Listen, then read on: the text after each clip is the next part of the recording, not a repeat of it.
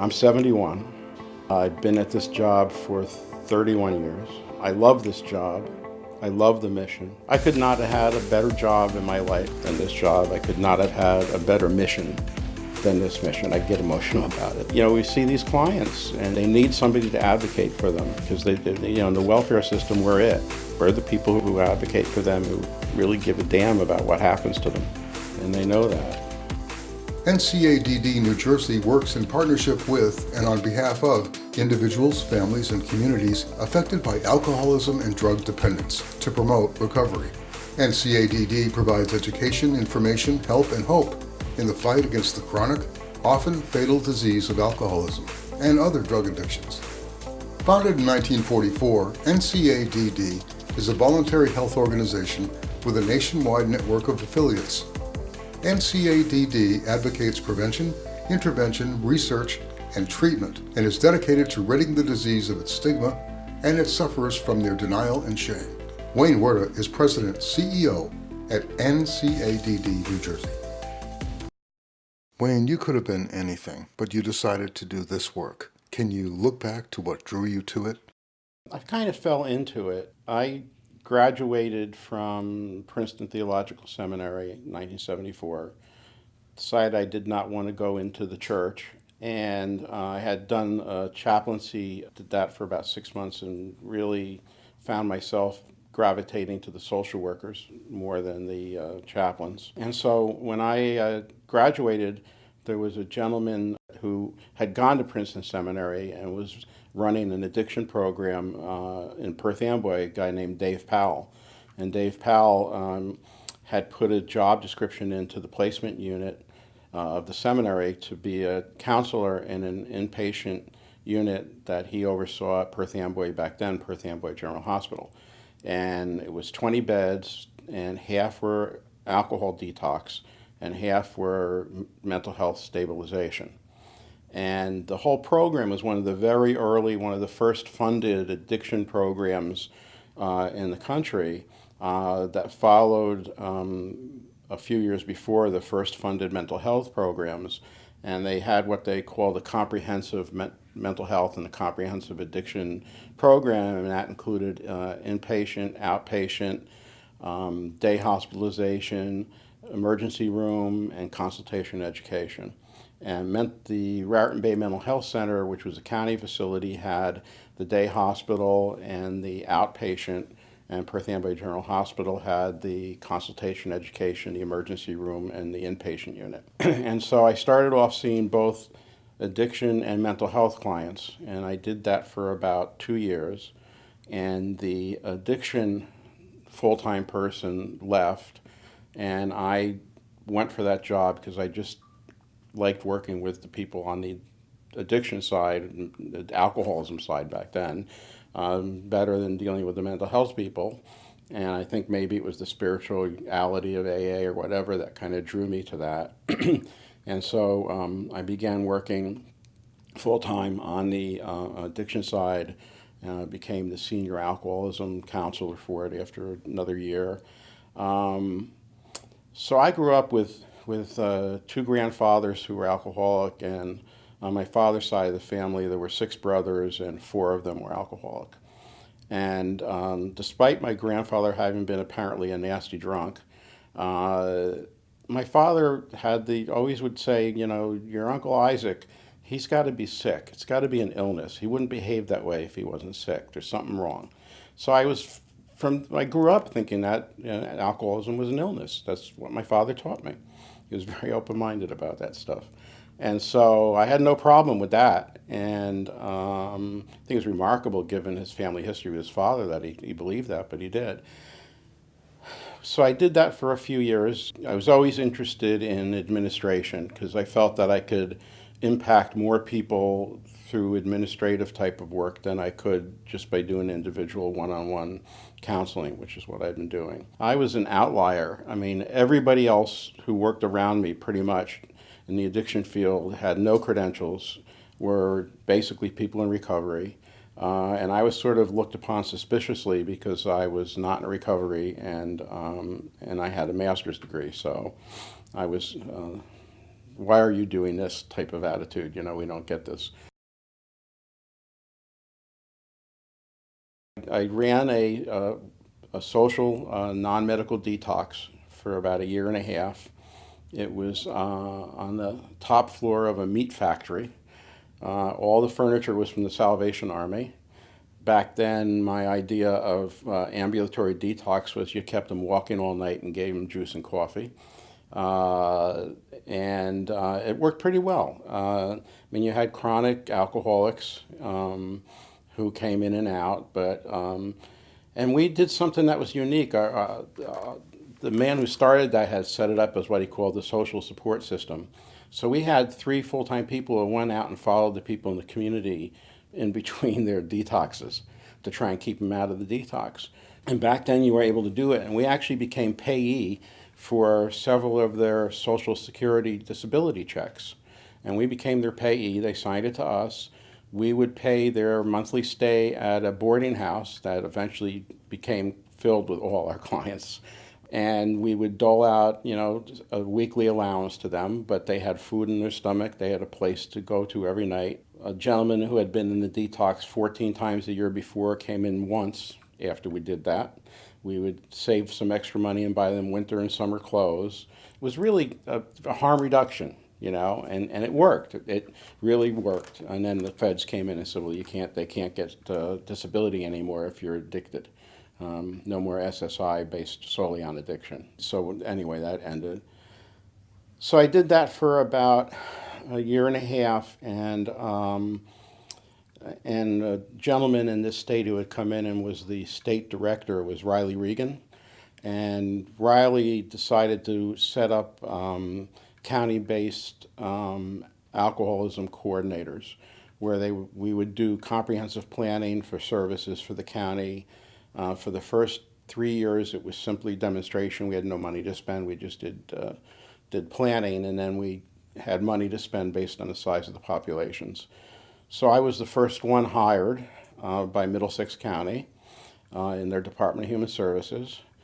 I did the first county plan, established the first community advisory board, the first professional advisory board at the county level, and we basically planned for services and contracted for services.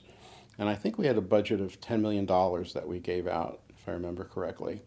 So I did that for 6 or 7 years. I formed and became the first president of the County Alcoholism Coordinators Statewide Association. And in that position, I started doing advocacy in Trenton on legislation and policies that we thought would favor recovery and access to treatment and better quality treatment, et cetera. And I really like that. I really like that. And my boss left. He went down to become the Commissioner of Human Services for the state.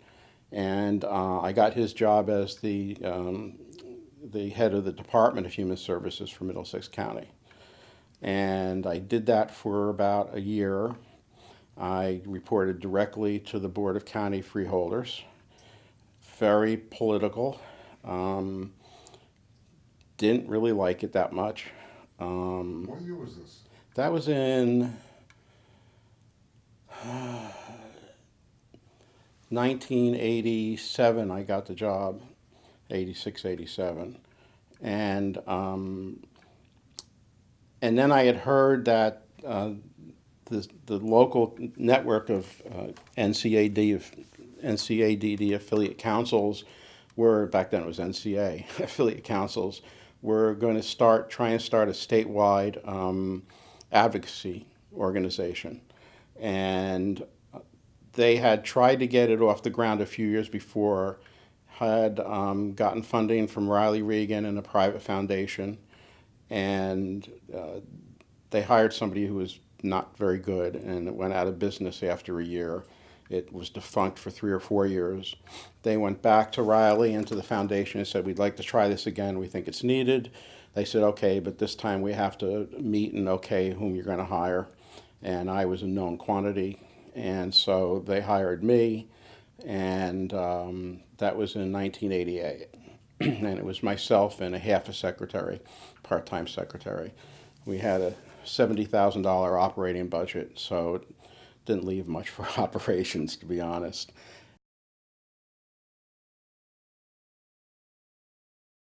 I started here then in 1988 and started going and showing up in the legislature and testifying on legislation and doing that sort of stuff. Then a couple of years later, they wanted us to do this special project and gave us $250,000 to do this special project with the Department of Education. But by the time the contract started, the Division of Alcoholism and the Division of Drug Abuse merged, and there was all kinds of administrative chaos going on over there. And this grant depended upon the Division of Addiction Services working with the Department of Education to get it off the ground. And I started making phone calls saying I need to meet with somebody about this because I need to get started. And they kept telling me, well, we don't know who's running prevention. I was under the prevention unit.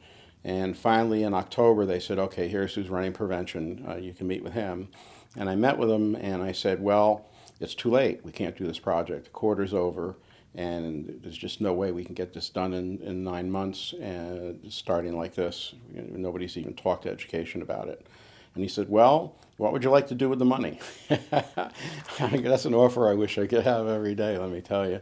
So I had $250,000, and it's like, oh, okay, well, give me a few days to think about that. There had never been a statewide newsletter with up-to-date information about what was going on in the addiction field. There was never anything been published about the merger of the divisions, the establishment of the Governor's Council on Alcoholism, which Riley Regan went to run.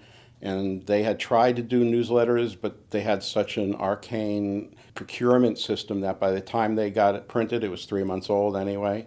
So they stopped even trying. So I said, well, and I thought if I can do something that the field depends upon, then it'll be less likely I'll have this money taken away from me in the future, and it's needed.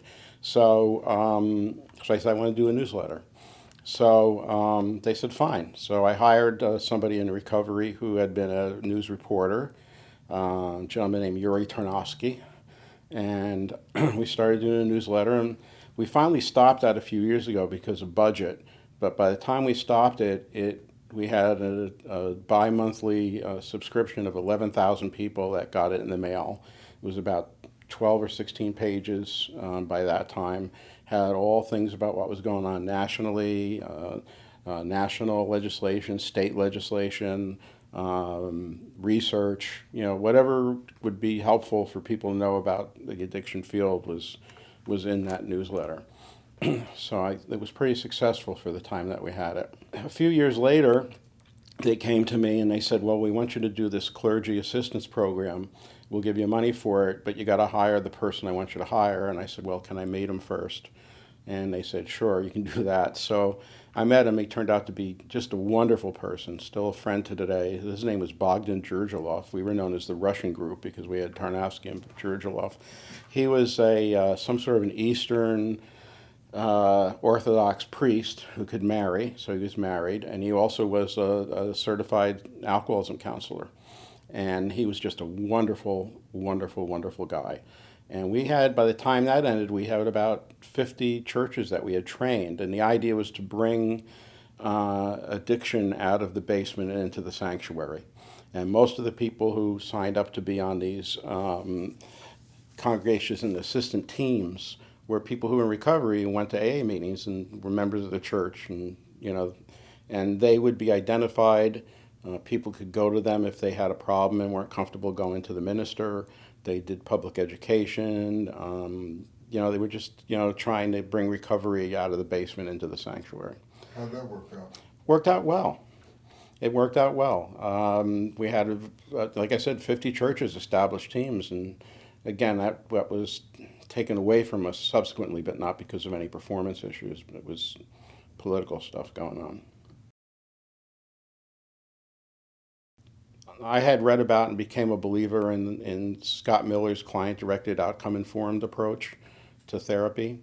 where you measured how the client felt in terms of where they heard, was there issues really being related to by the counselor. And then you did another survey, how have you done in the last week or two, things better or worse, the same. And they measured on a scale, and they went into a big data system, and yada, yada.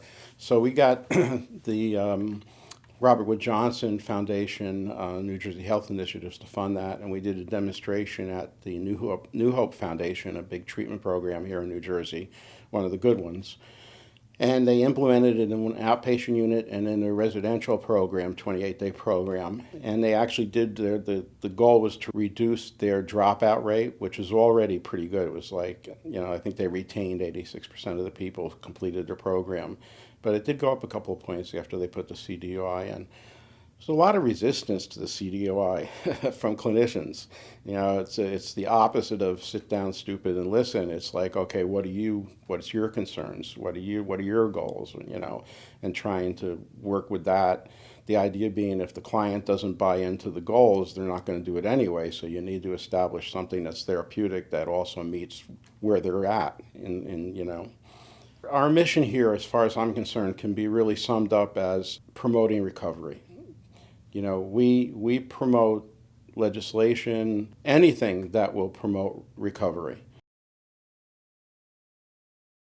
I really believe in Marty Mann's mission. I was on the national board as an affiliate representative for 8 years. Marty Mann was the first woman to obtain long-term recovery in Alcoholics Anonymous. Bill W. was her sponsor. She was a remarkable woman. I remember a statistic that she did something like 370 talks in a year, and that was like, so you think about that, she did on average more than one a day, and I've read Marty's books, obviously, and she talked about how she'd walk down the street one day in New York City. She was in New York and saw all these apartment buildings and wondered how many people were still suffering from alcoholism up in those apartments who didn't know it was an illness, who had shame and stigma that kept them from talking about it, didn't necessarily know what to do about it because AA is a program of attraction and they don't advertise. And so there needed to be an organization to do those things. And Bill W. and Dr. Bob were on the original board of directors. It was started in 1945, I believe, very early relative to addiction stuff in this country.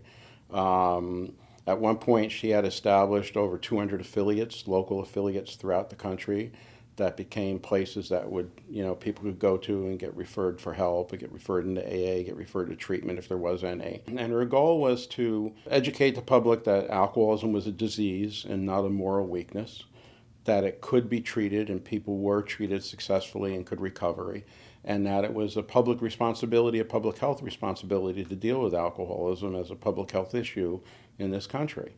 And I believed in those 100%. And that really our mission here is still based on that. I kind of, changed it to a little bit, so that we promote recovery. And there's still stigma, it's still alive and well, unfortunately. I think it's getting better, finally. I'm sure you've never heard of anybody getting heart surgery because philanthropic rich people donated money so they could get the surgery. But I can tell you there's people who get addiction treatment because philanthropic rich people donated money so that they could get treatment. It's treated as a social problem, not as a medical problem. That's stigma. Why shouldn't someone who needs addiction treatment get as much treatment as somebody who needs heart surgery? That's straight out stigma. It's still looked at in some places as a moral issue. I'm sure in very conservative religious organizations, it's still looked as a moral issue. The science of addiction is really, in the last 10 or 15 years, starting to be known, but there was not a lot known about the science of addiction early on. I sat on the MedSci committee of the national board. The things they're learning about, brain chemistry and addiction, and that's starting to get out to the public. I mean, I'll never forget they had a TV show about cocaine, and they showed somebody getting cocaine, and that part of their brain lit up yellow, and then the next time they talked to him about cocaine, and that part of his brain lit up yellow, and it's like, okay, you don't have to take the substance to have the brain changes happening, and what are those brain changes? You're getting even deeper into, well, are people self-medicating? I know People who suffer from bipolar illness use heroin because it works for them. It makes them feel better. So if you look at each mental health condition, you'll find there tends to be one or two generic type of drug they tend to gravitate to. Well, it's not magic. It's because it does something to relieve whatever is going on in their brain that's causing them, discomfort. Now, that's still a long way from being able to deal with that on a chemical level. We're starting. There's little inroads, but not enough. It's that kind of information that objectifies it as a disease process. Most physicians I know in this field talk about it as a disease of the brain. If we could get everybody to believe that, then we'd have enough treatment. We wouldn't have to rely on philanthropic things for people. The war on drugs was just beyond awful. People to this day are suffering from the results of the war on drugs. People get into jail and they have a criminal record and they can't get student loans and they can't get public housing and they can't get this and they can't get that. All the things that would help promote their recovery, that they need for the recovery, they're now barred from having because they have a criminal record for possession. I mean, I know somebody went to jail for possession in Florida for like a year, marijuana. So the war on drugs was just horrible in terms of its impact on recovery. Every day we still have to fight stigma and educate people and get policies done away with that are detrimental to recovery and get policies that, will help people to obtain recovery passed and initiated. And that's what we do every day here. Thanks to Rick Worstrom and Cobb. Rick came to the national board back in the early 90s and wanted to do something about the problem that was happening because for-profit managed care was decimating treatment. And so he started this committee on benefits. I started with it probably the second meeting they had. One of the ideas they came up with, which is that managed care should be done by a non-conflicted agency that doesn't make money if you keep people in treatment and doesn't make money if you take people, out of treatment.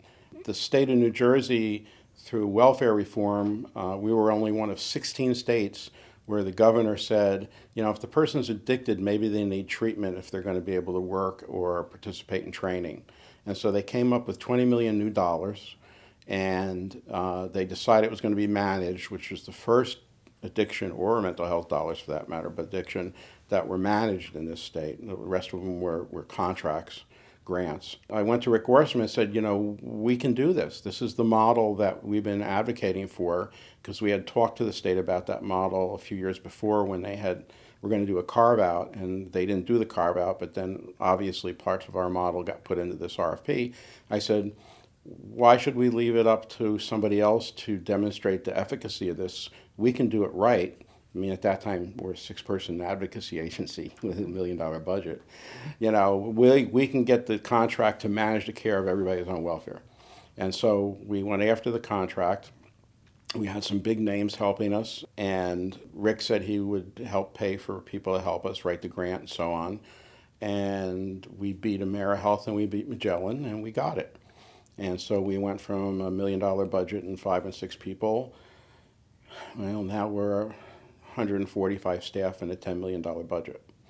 And we have care coordinators licensed, half of them are licensed, but master's level clinicians. We have 60 of them that are located embedded in the 21 welfare departments throughout the state. And when a welfare worker thinks somebody has a problem, they send them to our worker. They do an ASAM assessment using the ASAM and the loci. David Mealy has been our ASAM consultant for the last 20 years since we started this grant. He comes quarterly and runs trainings and rounds and supervises our clinical supervisor on a weekly basis. So David Mealy's been involved with us from the very beginning. We've probably assessed 170,000 people. We do about 9,000 assessments a year. At any given day, we have around 3,000 people that we're managing in treatment. We have never had a fiscal arbitrary limitation on what we spend on any individual, any level of care, any episode of care. What they get is based entirely upon our ACM assessment, what they're willing to go to, what's available to them geographically, depending on where they are in the state, because the South has a paucity of services. But we try and get them and transport them to somewhere else. So we have no limitations. So our managed care is done almost completely on a clinical basis. We built our own data system. We have a huge amount of data we've collected over the years. Of the people who are referred to us for an assessment, about 75% we actually assess. Of the people who we put into residential program, about 80% actually get into the program. And of those people who are in residential, about 80%, 75, 80% step down to an outpatient level of care. I think about 85% of our money is spent on outpatient. Based on clinical need, we found out the average, and these are Medicaid clients, the average length of stay in what used to be 28 days is 21 days. If they need 40, they get 40. If they need 50, they get 50. They get whatever they need. But based on their clinical needs, the average has been 21 days. My whole reason to do that was to establish the efficacy of non-conflicted care management as a way to purchase services for people who need services. And we have people who are nothing but outreach people. If the person doesn't show up we get a call from the program, they didn't show up for this meeting, we'll reach out and call them. What's the problem? What do you need? Do you need to come back in? Do you need more help? There was a county where the cabs didn't have child seats, so if the mother had to come for an assessment and had a kid, they couldn't come. Our assistant director went down there and bought a bunch of car seats and dropped them off at the cab company so they could transport our people to where we are. If the county's supposed to give them a service and the county doesn't, we get on them and say, you got to give them this service. So we're kind of the glue. So we're not just case management. We don't just put people into a service, and then, okay, we do authorized payment. Medicaid pays, not us, but we authorize it. So we control the money, but we are the glue that keeps the people in the system across the continuum of care and try to move them as efficiently from one level down to the next level, first of all, so it's financially efficient, which it is, but also clinically.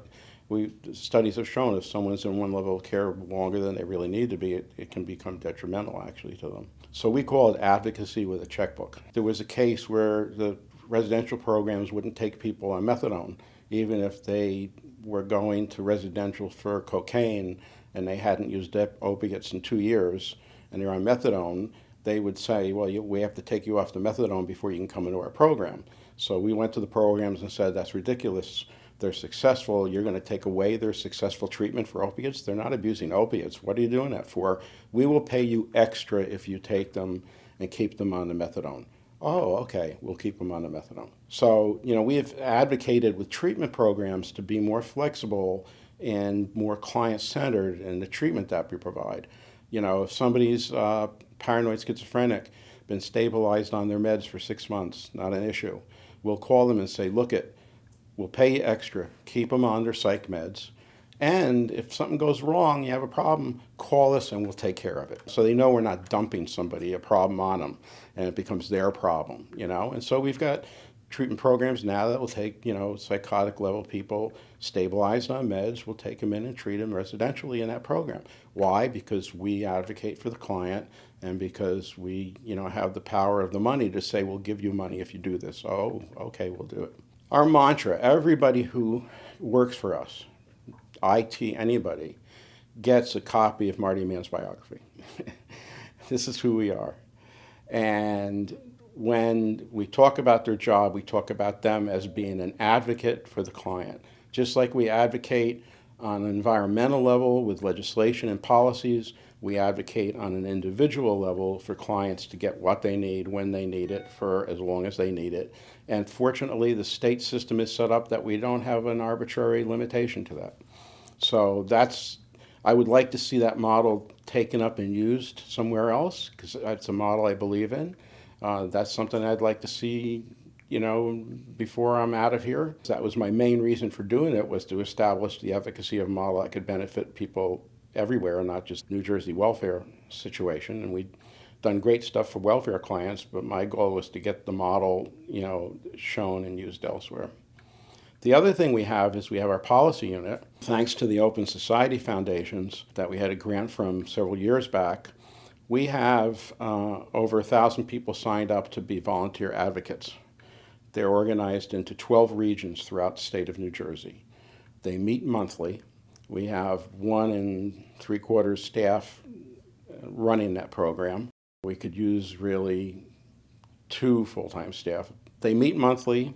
They get training. They decide what their local priorities are. One county was concerned about people not having access to recovery, so they put on an event where they invite local public officials, state legislators, county legislators, county prosecutors. They're trained on how to get up and talk about their situation, how it pertains to the people's having limited access to recovery, be it treatment or recovery services. We have a list of legislation we call Road to Recovery legislation. That's legislation at the state level that are pieces of legislation that would promote recovery. For instance, we had a parity coalition. It's taken us over 20 years, but we got a parity legislation passed about 4 months ago in New Jersey, requiring them to adhere to the federal legislation that was passed, 10 years ago, which has been ignored by most states. So we asked them to go visit their local legislators. We asked them to come to hearings and advocate. We asked them to do education. And and virtually everybody who's a member of that group, all 1,000, are either in recovery or family members of recovery. So it really has put a face and voice on recovery at a grassroots level in this state. And I'll tell you how it works. We print our Road to Recovery in purple so it's visible. We have a gentleman who's in the legislature every Monday and Thursday when there's an expert at doing that stuff. He had been trying to get this one legislator from a county onto a piece of legislation, and the legislator was ignoring him. And on the Wednesday night, that legislator went to a listening panel, was told about these legislation. His constituents were saying these things are important to us. The next morning, my guy Ed's walking down the hall of the State House, and he hears somebody yelling, Ed, Ed, and the guy's running down the hall waving the purple thing, I'm coming on that bill, I'm coming on that bill. Why did that happen? Because he heard from a local constituent that that bill was important to them the night before. That's the way it works. I'm pretty proud of that. We're the only state in the country that has that kind of statewide advocacy network of people in recovery. We just got a grant from the Open Society Foundations to work on getting legislation passed that will decriminalize the possession of all illicit drugs, to try and roll back some of that war on drug stuff that took place. It's going to take 3 years because we have an election coming up in a year and a half. Everybody's up. The governor's up, the senators are up, the assemblymen are up, unusual for all three to be up at the same time. And they're not going to do anything controversial before that election. So you got to figure it's not going to happen before 2021 when they get elected. But there could be a good window after that election when they've just been elected, they're all in office for X number of years. If we can rally our local constituents through our advocacy unit, the next 2 years are going to be building the groundwork to have that happen, to have people from their districts come in and see them and say, we really think this is important, you need to pass this legislation. And then when the timing is right, politically, environment, get something introduced and try and get it moved very early on. I'm 71. I've been at this job for 31 years. I love this job. I love the mission. I could not have had a better job in my life than this job. I could not have had a better mission than this mission. I get emotional about it. We see these clients and they need somebody to advocate for them because in the welfare system, we're it. We're the people who advocate for them, who really give a damn about what happens to them, and they know that. I'd like to see, our model of care coordination somehow get a larger purview. We're trying to promote a recovery-oriented system of care for the state. You need somebody being there as an advocate for the client throughout the whole continuum. I'd like to see that implemented. I'd like to see us be successful with decriminalizing drugs. Not ready to retire. I'm not one of those people who's going to drop dead in my office, I hope. I still got some goals. I want to also see that the agency's in good hands when I do retire. This is my baby. I didn't incorporate it, but I'm the one who started it and has run it for 31 years and made it successful and went from $70,000 to $10 million. Never my goal. The money and the amount of staff were never my goal. If your goal as a CEO is to make more money, to have more power, to have bigger staff, you're not a good CEO. If your goal as a CEO is to fulfill your mission that you're passionate about, and you don't care about the trappings, you don't care how many people work for you, you don't care what your title is, you have the responsibility to try and fulfill that mission as best you can. And if that's what your passion is, and you don't have all that ego stuff, you're probably going to be a pretty good CEO. So I'd like to leave this in good hands. I'd like to accomplish a few more things before I go. I feel fortunate to have been able to work for Marty Mann's mission. I wish I had gotten to know her. She was a remarkable woman, and I feel grateful to have had an opportunity. Not everybody has these kinds of opportunities. The people who are coming into our system through our substance abuse initiative in the welfare office are sicker than they've been. I mean, they have more chronic medical problems than they did 5 years ago, 10 years. We've been doing this for 20 years. They are sicker. David Luce, who I know you've interviewed, told me 15 years ago, 10 years ago, that the specialty addiction treatment system was going to eventually go away, and it was going to be taken over by hospitals and community mental health centers. And that's happening, especially now that Medicaid actually pays decent money in this state, which it never did historically, but under Christie, it was $100 million additional money through Medicaid. Hospitals and mental health centers are getting into it. There was a study done by Rutgers that showed that 5% of the Medicaid population used like 80% of the Medicaid resources, and that 5% were behavioral health people. I think you are inevitably going to see more integration into physical health. I think you're going to see, hopefully, more integration between mental health and addiction, so that people who are, whatever they call today, duly diagnosed or, double trouble or whatever the words have been over the last 20 years, that's taken into account, and that both the mental health and the addiction rate is now, I hear this from the family members in our volunteer program, they have a kid and they go to the mental health program, it does nothing to address their addiction issues, and they go to the addiction program and they don't have anything to do with them. Very few programs can deal with both issues holistically. And that's got to happen. The 9,000 people we see a year, only 15% are purely addiction. The rest have some sort of a mental health issue, be it trauma, mood disorder. I mean, we're not talking psychosis, but we're talking other mental health issues. I think that's going to happen. I think that you're going to see the integration of behavioral health coming together, which I think will benefit the client who's got both problems. And hopefully you'll see more integration into the physical health. I had a meeting with doctors years ago, and we started talking about this, and they were very clear that, they believe that behavioral health issues accounted for like 50% of the people that they saw in their medical practice. I was, first of all, surprised they had any awareness about that whatsoever. They didn't know what to do about it, at that point. But they certainly saw that behavioral health issues are a major problem or a major factor in people who are coming for their primary care physicians. The opiate problem coming out of the ghetto into the suburbs. Let's face it, that problem has been there for years, but it's been in the ghetto. Nobody really cared very much. Now it's in the suburbs. Well, we're not talking about, it's a health problem now that's in the suburbs, right? It was a criminal justice problem in the ghetto. It's a health problem in the suburbs. And that's benefited the field in general. I mean, we've, again, had more doing away with the war on drug legislation and more legislation that talks about it being a disease in the last 3 or 4 years than in my whole 30, 40 years in the field. So it's been beneficial, to the field of getting it starting to be talked about as, this is a medical issue, this is a health issue, this is not a criminal justice issue. Where that goes and how long that takes, who knows.